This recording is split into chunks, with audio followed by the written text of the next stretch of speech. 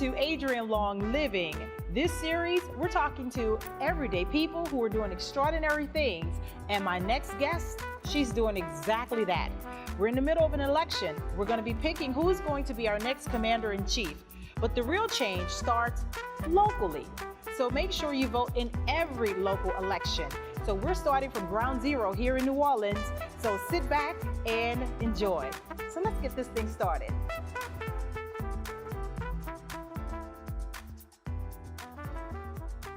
Thank you, Madam Mayor, so much for taking the time to talk to us about the importance of voting, not just for the presidential election, but in every election, as early voting is on the way here in New Orleans.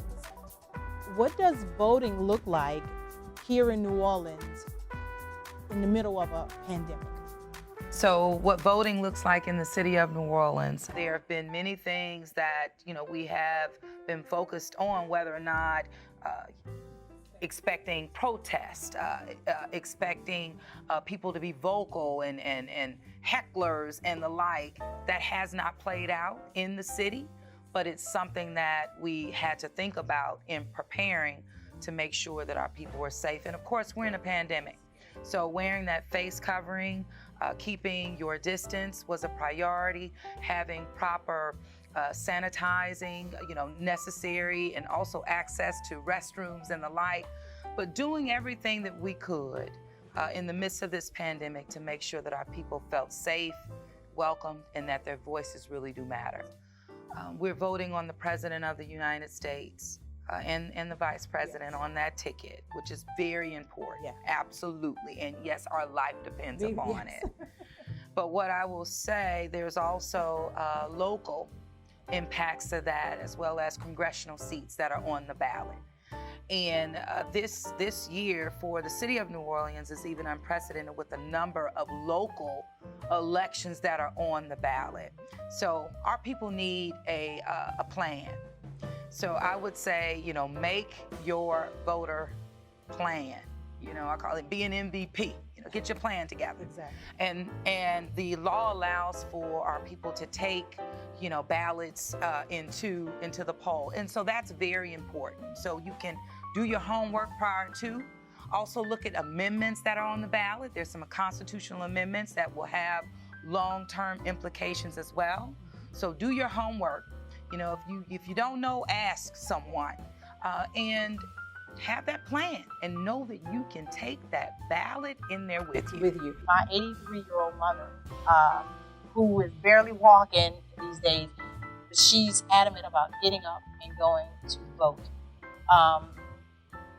Do you want to speak to the elderly people out there who may say, oh, well, I don't know if it's for me, or I can't get there, I don't have a ride, or I don't want to walk upstairs, I don't want to wait in line, Well, what I will say is don't let anything stop you, and that's something that I learned from elder Black women. So your mother, I will say, go mama, because she's doing exactly what Black women have been doing and teaching us to do for generations.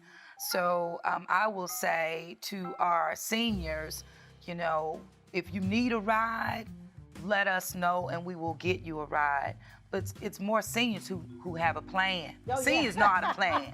So it's not the seniors I'm worried about. It's the young folks. It's the young people. And so in understanding, who to vote for and not just focusing on the president, but it's these other local elections that will have an immediate impact on our daily quality of life, and especially when it comes to public safety and justice and fairness and equality around here. Yeah. And it goes back to who we elect that will either uphold that justice and fairness or deny it. And we can't allow that any longer.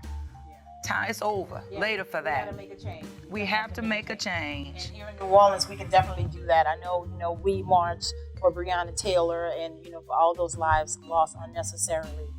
This is the second part of the marching, taking action at the voters' box, getting out there. And I have faith in our young people. I have a 19-year-old. So what would you say to the young people who are out there doing it right, and moving us forward?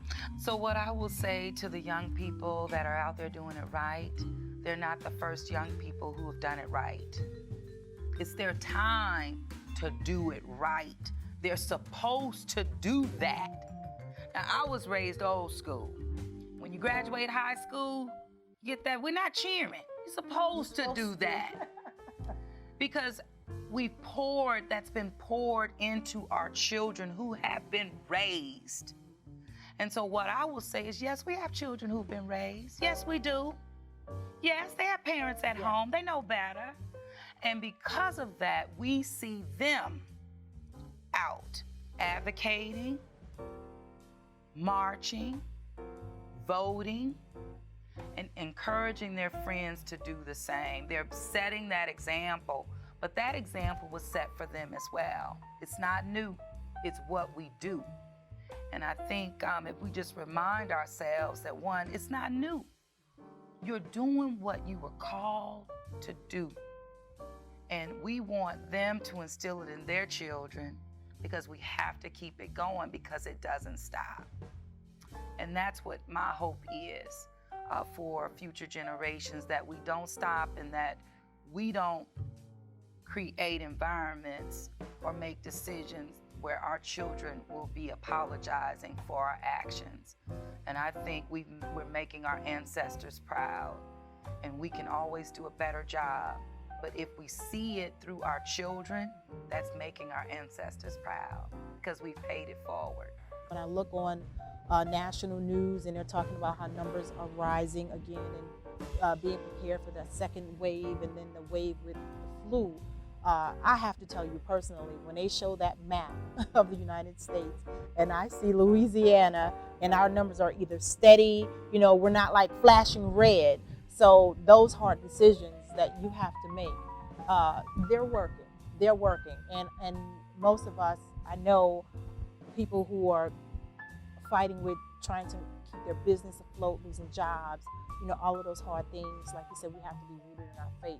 We survived Hurricane Katrina, most of us, and for me, that was so bleak in my life. I mean, it pulled my comfort blanket or net from under me, and I didn't know what the future looked like. But I think that we were made stronger because of it. Oh, absolutely. Well, listen, we had a pandemic comes one every 100 years. Our city had the Spanish flu in the 1800s. We lost thousands of people.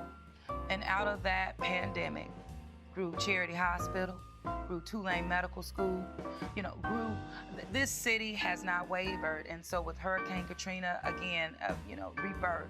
But even this country, when San Francisco had the big earthquake in 1906, they thought San Francisco would never come back.